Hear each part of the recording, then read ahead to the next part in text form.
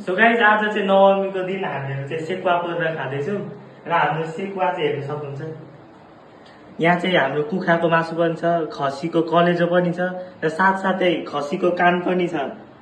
अब चाहिँ यो हामीले आज चाहिँ सेकुवा मिसिनको उद्घाटन गर्दैछौँ र कस्तो हुन्छ चाखेर तपाईँलाई भन्दैछौँ र यसको हेर्न सक्नुहुन्छ।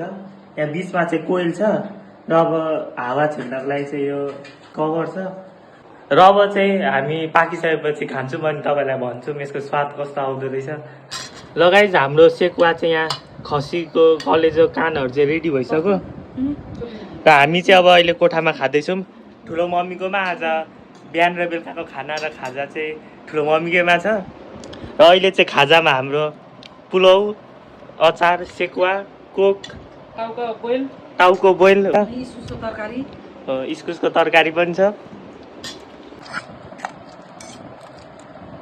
सो गाइस फाइनली हामीले चाहिँ खाजा खाइसक्यौँ र सेकुवा चाहिँ लाइनमै पकाएको भए पनि टेस्ट चाहिँ एकदम दामी थियो र तपाईँहरूको दसैँ पनि रमाइलो बितिरहेको छ होला र तपाईँलाई भेटौँ अर्को भिडियोमा। Bye bye guys.